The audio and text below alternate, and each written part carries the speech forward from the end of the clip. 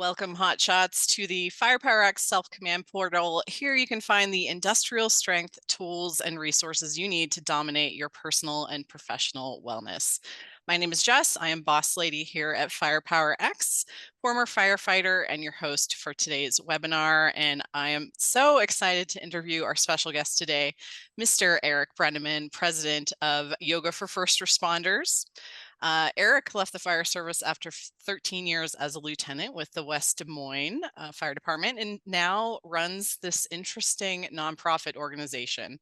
And Yoga for First Responders provides proactive training protocols to process stress, build resilience, and enhance performance with a reach of over 25,000 first responders a year. That's amazing, Eric. Thank you for joining us today. I am so excited to talk more about this with you. Yeah, super excited to be here. No, it was fun to meet you about a year ago and be here with you today. And I was listening to that bio and I was like, okay, I hope I'm going to be interesting for your folks, but we will. I promise you. So Oh, for sure, for sure. And you might recognize Eric from the conference. He was actually at one of our exhibitor booths. I stuck him in the corner that day.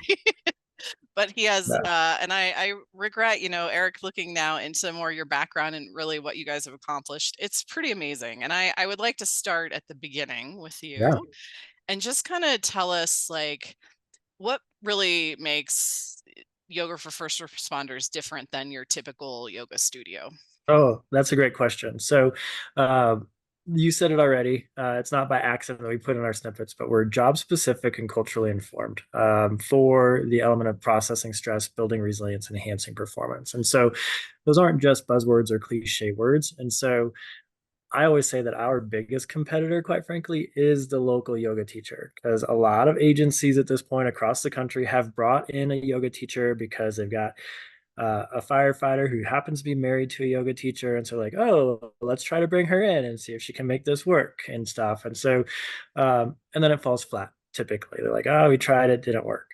And so I often correlate this as you wouldn't set a femur fracture with a sledgehammer. Like, that's not the right tool for the job. And that local yoga teacher is not the right tool for the job. And so everybody that works within YFFR has some kind of public safety training. Our board of directors are former public safety, military and or military folks. And so when we train upwards of 25,000 plus public safety personnel a year, and we've been around for 10 years at this point, you can Yay. do the you can do the math very quickly. Then we have a little bit of experience under our belt, working with at this point hundreds of thousands of folks, and so we can have a tried and true methodology uh, to how we teach things. So everything that we do has a job specific application. Mhm. So that's critical because then I can make connotations. So uh, like mountain pose, arms up, hands overhead, raising a ladder up, while doing your ladder drills. We have to be able to put our body in certain positions on the fire ground. And so we can translate them into yoga classes. I just did a class last week at the Metro Atlanta Firefighters Conference where we did yoga in bunker gear before we went into the burn building. Mhm. Uh, because strains and sprains continue to be the number one injury on the fire ground. And it's Mhm. fascinating to watch because I'll put people in a standard yoga pose, like a low lunge position, Mhm. and the firefighters will be grunting and groaning to get there. But Mhm. then I put them in their bunker gear and they're like, oh, I can do hose drills and search and rescue drills all day long and be in that exact same position. I'm like, time out. Like, this is exactly why we get injured on the fire ground. Because if we can't do it when we're not in our bunker gear, then why in the heck do we think we can suddenly get into these difficult working positions in the gear? Like, there's that mindset shift. And so we get to be the training for the training. So we've looked at everything that firefighters do from that job application standpoint and translated it back into yoga classes. That's what makes us different than the local yoga teacher. Uh, and we like to swear a little bit in our classes, and we have some of that firefighter humor. So that Uh-huh. also admit that's a little different. I So love it. Well, that's what we're used to, right? totally, So like, that's yeah, I see people's guard come down. Like, all of a sudden, it's like if I drop a swear word in the middle of the class, they're like, "Wait a minute, okay, we're cool now." So And now I have to back up a little bit because you Yeah, mentioned the whole being married to a hot girl in yoga pants. Isn't that kind of your story too? If I actually it is. So, yeah, no, you're absolutely right. So, Olivia, full disclosure, Olivia started yoga for first responders before we met, and so hmm a lot of people think she started it after we met, or I had something to do with that. hmm No, common misconception. She started it before we met.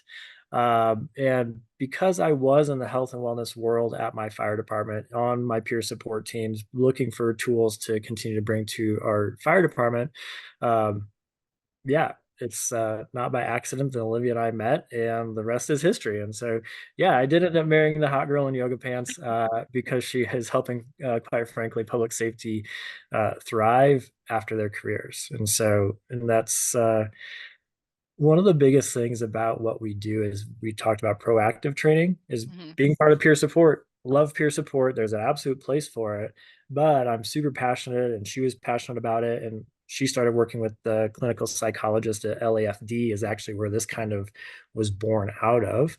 hmm Uh, is that if we can stop folks from falling into the river upstream, just maybe we won't need those safety nets downstream quite as much. So we can dive in over the course of the conversation about how and what do we mean by proactive stress resilience training. Let's go right into that because I think it's inevitable that the fire service starts adopting more strategies like this because I that's kind of what happened with firefighting, right? We got into fire prevention, less fires happened naturally. It's we realized that reaction couldn't be our only means of working. So let's go deeper into that. Let's talk about Yeah. why proactive approaches are so important and why I think they're inevitable. If you agree with that, but Yeah, no, if you, I hope that's inevitable. That's kind of what we're staking our claim on as an organization. Otherwise, we'd be better off becoming talk therapists or supporting peer support folks. But no, we're staking our claim in that proactive is going to be the best from a mental health wellness standpoint. And we can say very confidently from the literature, from the research, that what we do is training the autonomic nervous system Mhm, to handle the inevitable stress of the job. Our job is not to get rid of your stress. It's not to make you relaxed or zened out or anything like that. Our job is actually to train your nervous system so the next time your stress response activates, through the powers of neuroplasticity, we can actually retrain your brain so that it sees that stress as a challenge. And that's a really key piece when we start to talk about proactive mental health and wellness. And then we also pre-train or train breathwork protocols so that we can actually engage the parasympathetic nervous system, that brake pedal, mhm, when we're in a high stress or activated situation. So that's where we go into a proactive training standpoint. Is it's just like any other basic skill, quite frankly. We're training on the drill ground today, hoping that when we need to, we have those skills in place tomorrow when the call comes in. And this training is the exact same. Just like you train in the gym to train your physical fitness, you can actually train on the yoga mat to train your autonomic fitness. And that's super, super cool. mhm, Uh, and that challenge versus threat response, I just touched on that by saying we can change to your stress response to a challenge response. mhm, That's a really, really fascinating piece of the puzzle when we start to dive into the research done by Dr. Kelly McGonigal and the book Upside of Stress and some other research that's out there. They've actually shown that if we can, the human being has two default stress responses: challenge response and threat response. mhm, And by default, because it's our survival mechanism, we default to threat response. I mean, we've all jumped because we saw the garden hose and thought it was a snake, right? Like that's mhm, part of that threat response. But the threat response, as the research comes out, is starting to show that if we default to threat response, that actually leads to post-traumatic stress, mhm. which Yeah. we've all talked about, we've all discussed it ad nauseum at this point. Mhm, But the little lesser known part of it is that if we can switch our stress response into a challenge response, then we can actually increase our levels of DHEA, which is a neurosteroid, which then shifts the needle to post traumatic growth. Hmm. which is fascinating. The alarm bells should be going off in people's brains like, okay, we need to learn more about this challenge response. How can we train that? What's this DHEA chemical? And so, as we're doing yoga classes, I can dial up your stress response into a very fine-tuned spot. And that's what's super cool about yoga versus other modalities is I can dial it up to a very, very specific spot, and then we Hmm. can tinker with it. I can either dial it up a little bit more if you need a little bit more stress, or I Hmm. can dial it back a little bit if you need a little less stress in your life. We're in that moment. And then that's when I have you in that very, very perfect spot that I'll flat out ask. There's plenty of videos out there where I've got firefighters in full turnout gear at 3 o'clock in the morning and doing one of our trainings, asking them, is this a challenge or a threat? And they'll respond back challenge out loud. So we're Hmm. rewiring the brain that when that stress response happens, that they're defaulting towards that challenge mode network instead of the threat response. So that's where we start training proactively uh, for the inevitable stress of tomorrow. Hmm. Super cool. That is super cool. And I know you guys have actually done research studies, participated in studies, right? To actually get some Yeah. of the science on this. Am I correct? So you're exactly correct. And the second one, so we've done two now because Hmm. even though everything we do is based in the literature, it hasn't been good enough. People are like, okay, we need hard data on your protocol. It's like, okay, great. So back in 2020, we underwent a pilot study, a 6 week online course, and that it was basically to see if resilience training online could be effective. Hmm. The answer came back, yeah, it can be effective. But more importantly, the a secondary question that they weren't even expecting to get any results on came out and showed that 100% of the people that finished that training had a statistically significant change in their stress reappraisal. That's fancy words that clinicians put out there to say that we changed everybody's mind that when they get stressed, they now are seeing it as a challenge versus a threat. Like that's a big deal out of that first study. Oh yeah. Second study, but that wasn't good enough. And so people were like, hey, not good enough. We want more research. And so we're like, okay. So we did back in 2022, we did a randomized cluster study here in the Front Range of Colorado Hmm. with 5 or 6 agencies, I think four fire departments and one law enforcement agency, split them up by shifts. Some got interventions, some did not. And so with that, that is now published. That just published a couple of months back in the American Psychology Association journal. So a big journal, Oh, tier one journal. wow. Hmm. And it flat out says, like the study says, that we cannot or say that we are the first uh, tactical, hands-on, preventative tool for post-traumatic stress reduction. So Hmm. that's a big deal It is a big because deal. it's published. Congrats. It's in the literature now. Yeah. All right. You're legit. Uh, I love it. Yes, yes. And so that is out there. You can Google search for it and Hmm. find that journal article. But what's fascinating about that is that as we would guess, I just called what we do autonomic fitness. So Hmm. we were able to take self-reported post-traumatic stress symptomology, decrease it by statistically significant levels, and keep it off for up to 90 days after our intervention.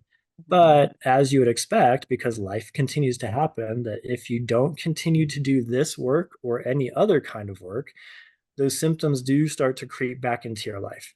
Just the same as you would expect. Like if I don't go to the gym for 3 months, I'm not going to be in the same physical fitness shape that I was 3 months prior if I was working out every day.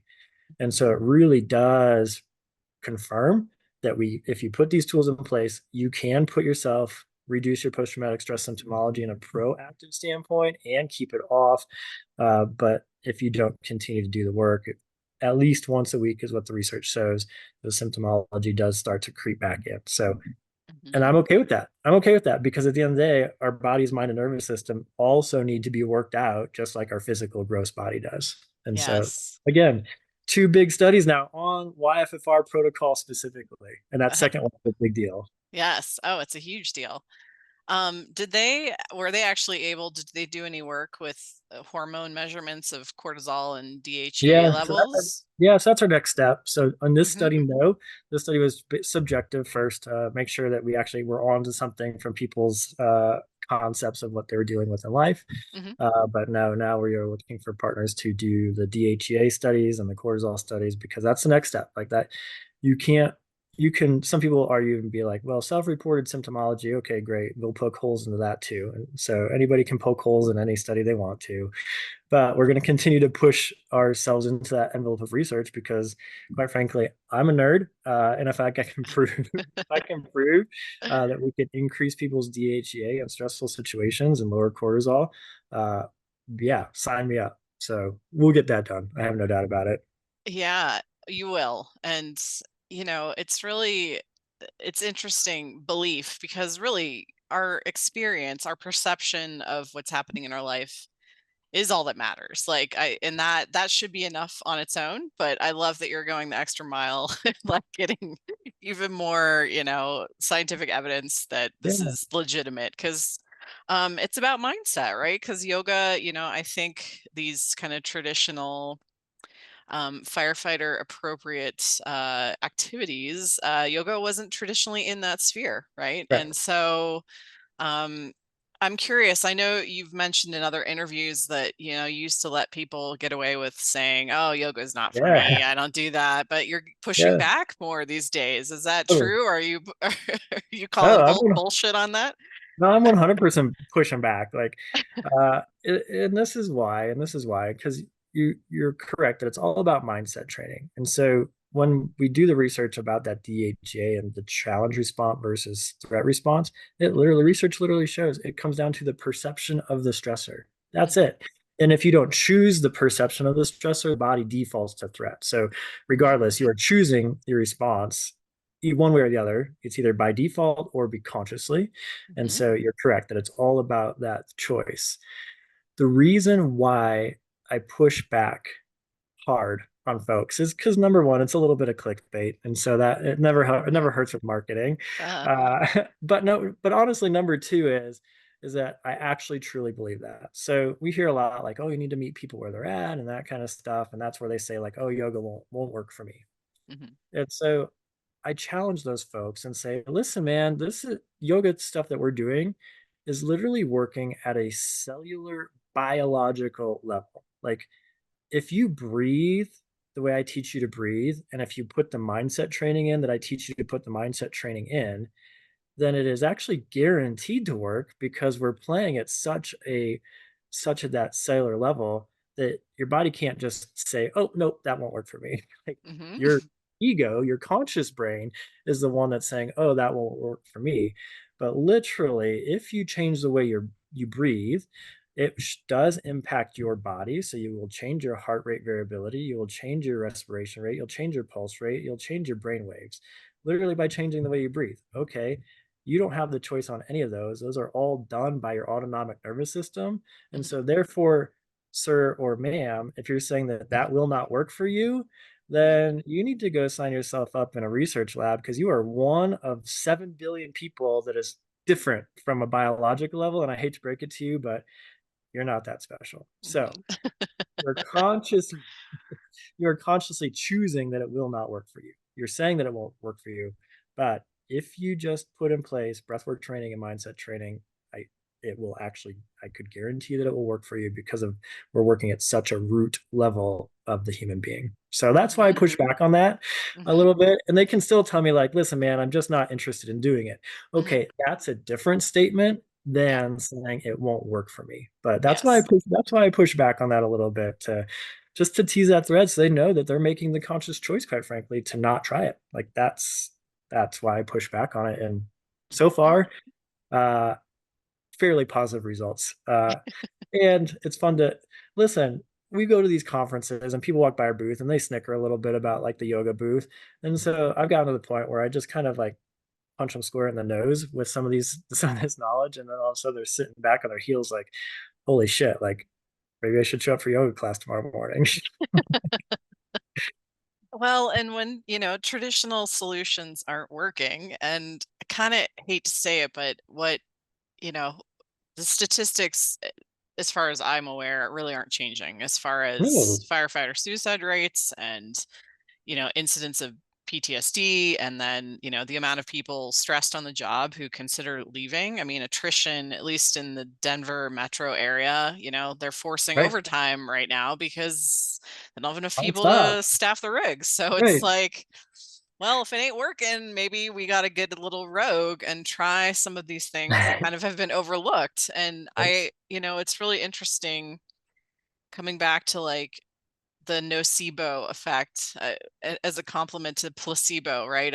And really how perspective and your perception of something, it does, as you say, like the hormones, it actually does change your body. Like your mind changes your body. But what I want to Right. know from you is, which Yeah. one do you think is in control, your mind or your body? No, that's a really, really that's a chicken and egg question. Which came first? Uh, and the fun part of it is that we can affect both, right? Like so, and that's where like the power of yoga comes in because when we're really working in the sweet spot of yoga classes, we're working both bottom up, so using the body to affect the mind, Hmm. and from the top down, using the mind to affect the body. Hmm. And so a really easy example of this is, and it's hard to say which one affects the other. And I'd maybe argue that mindset might actually be more important. And this is why. So you and I are having this conversation here today. People are sitting here in their room listening to this. But as soon as they start to think about, say, a bad call that happened 3 years ago, even though they're in this room with us listening or on the pot listening to this episode, because their mind has now gone 3 years back, their physiology too is going to go 3 years back. And Hmm. so it's going to go into an activated state. They'll feel that shortness of breath. They'll start to feel that heart rate increasing. The heart rate variability will decrease. And so, because the mind is so powerful, it will take the body, the physiology along with it. And Hmm. so, out of mind, physiology, and body, the only one that has the real choice of being here in this moment is the body. Hmm. And so, therefore, I'd make the argument that the mind may be slightly more powerful than the physiology piece. And so, but it's important to note that, like, by changing my work, by Hmm. changing how I am breathing, Hmm. it actually does impact our psychological state as well. So, and we know this from dealing with patients and dealing with people on the streets that if they're breathing high and tight in their chest and they look like they're jacked up, their mind's probably jacked up too. And Yeah. so, but if we interact with somebody that's breathing slow, calm, confidently deep into their belly, that looks like they're calm, that person probably psychologically is also a bit more put together.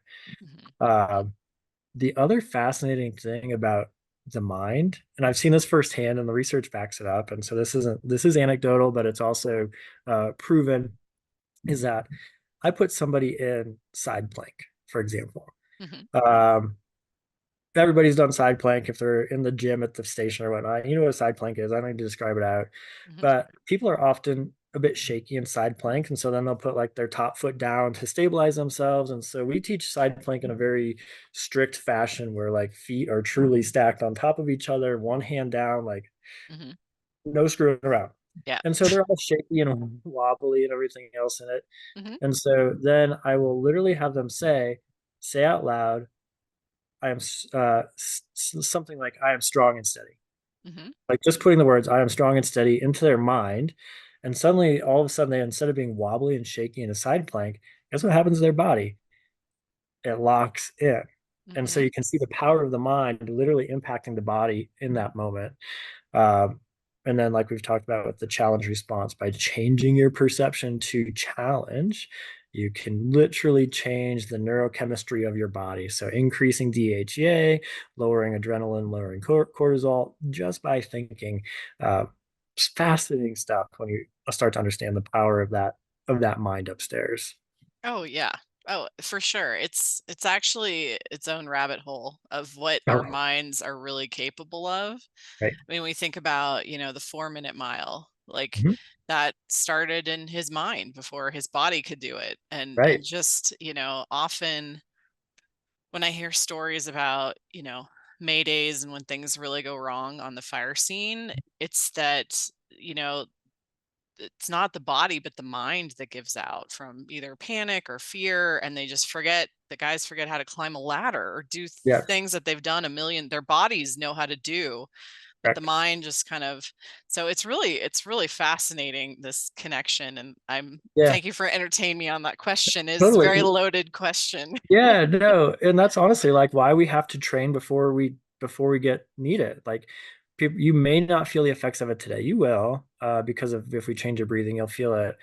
But if we continue to implement these techniques over and over and over again and rewire that brain, it goes to that point where when you need it, you will default back to your training. So that's what you said, like the body takes over and just like gets them through the situation because it's become almost like subconsciously competent, right? Or unconsciously competent, where the body knows what to do in that moment. And we can train that same thing with your mindset and your breath if you do it ahead of time correctly. And you talk about how powerful the mind is. I mean, there's line of duty death reports out there that firefighters felt like they were suffocating, and so they ripped their face pieces off. And unfortunately, we all know what happens in that situation inside of a structure fire. But the metrics show they still had air in their packs. There was not a situation, a reason to rip that off, but that psychology of, oh, this mask is what's suffocating me. I need to get this off my face when Yeah. you're in a IDLH. I mean, it just goes to show the power uh, of what your mind can do if in an uncontrolled situation where it's not trained properly. So yeah, powerful stuff, and ugh, we got to start doing better with training that, quite frankly. We have to. I mean, that I really believe is the piece, unfortunately, that's gotten neglected so long in the fire service, is mindset. I just, which is interesting because, the paramilitary nature of being a firefighter, like we're all about being fit and following chain of command and like extremely structured stuff, but then you let the mind just go willy-nilly. It's just like, why do you think mindset never really made it into fire training? Yeah, I mean, honestly, because it's subtle body. I mean, the unfortunately, and what I mean by that is it's been hard to measure. And so we all know that what they say is like what gets measured is what gets done, or whatever the saying, however the saying goes, whatever. But we can measure, like you think about like our CPAT, the entrance examination, like we can measure the time. Did you pass or fail that? Did you let the rope slip through your hand on the ladder, raise and lower? Like those are physical drills. Those can be absolutely measured. We can measure how fast it takes a company to pull up to a hydrant, get the hydrant hooked, get the first two lines off the truck. Like we can put those standards into place because it's very easy to be measured. Things of such as mindset have been historically very hard to measure Hmm. because of just quite frankly the lack of technology to read the subtle body of what's happening in our with those brain waves, that brain patterning, and then with our physiology until fairly recently in the modernization of like Aura rings, and our phones now track everything that we do with steps a day and whatnot. But uh, that's why I think it hasn't translated well into the fire service. And then this is the other thing you're starting to touched on it earlier. This is another similar concept is there's a lot of conversation about it. There actually is, like there's actually full like on like health and wellness conferences, and we talk about mindset training and we talk about this and that, and yet historically there haven't been good tactical tangible training tools to train on these topics that we're talking about, if Yeah. if I dare say. uh, and it's organizations such as yours and ours where we're trying to really start to make like practical training tools for these things that we've talked about a lot, but we actually need to start putting into place instead of just going to our 1 4 hour in-service training and check the box that we got our wellness training today. I mean, at the end of the day, this is individual change management, like this is lifestyle changes for people, and at the heart of it, it's truly organizational change management for at the agency level too. It's not just, I hate to break it to folks, I'm bold, like you probably figured out by this point, but if y'all are just doing a 4 hour in-service training on health and wellness training, good job. But I hate to break it to you, you're not doing shit with that. Like this is an ongoing training program, just like every other basic skill. And Yeah. so that's where we need folks to really look in the mirror as leaders and say, hey, am I giving my crews, am I giving my staff actually giving them the tools that they need, or are we just checking the box at this point because that's what we do? Yeah. Who do you think ultimately is responsible for that, for those lifestyle changes? Because Yeah, it's kind of that double-edged sword between, is it totally. management or is it on the individual level? Yeah, What are your thoughts yeah. on that? Well, at the end of the day, it falls on the individual. Like I can teach them everything, but if they don't implement it, they're not going to do anything with it. With that said, because it is organizational change management, we also need leadership bought in. Like if leadership is not bought in, uh, they think this is just another crap training or whatever it is. First of all, sit in one of our classes and we'll prove that's not the case.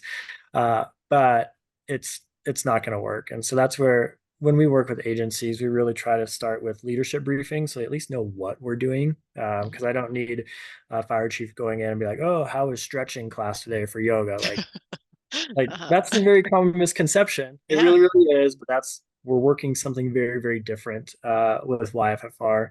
And so like I just need leadership to at least know what the heck we're up to Yeah. when one of our instructors rolls in. So we always start with the leadership briefing so they know what they're putting their money towards, what they're putting their time and resources towards. Mhm. But then at the end of the day, it comes down to the individual to be the one to actually put these tools into place in their own lives. Um, and what's super cool is in a 2 hour in-service training, we can teach you basic skills that you can literally put in play and change your life going forward. Like Mhm.